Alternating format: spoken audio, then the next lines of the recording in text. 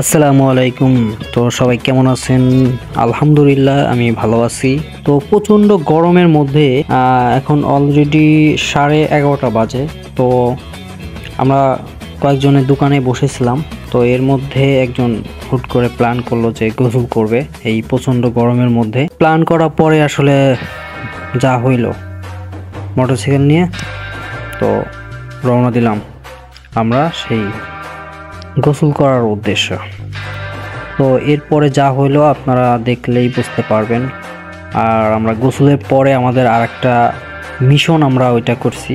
সেই মিশনটা দেখতে হলে আপনাদেরকে পুরো ভিডিও দেখতে হবে। এই ভিডিওর পরের পর্বেই ওই মিশনটা আপনারা দেখতে পারবেন। তো খুবই মজা হয়েছে আর খুবই ভালো লাগছে এই 12টার সময় ঠান্ডা পানিতে গোসল করা। তো আমরা এই যে দিঘিতে চলে আসছি, এখানে সবাই রেডি হচ্ছে। তো এখনই আমরা আসলে পানিতে নামবো। তো চলুন, লেটস গো।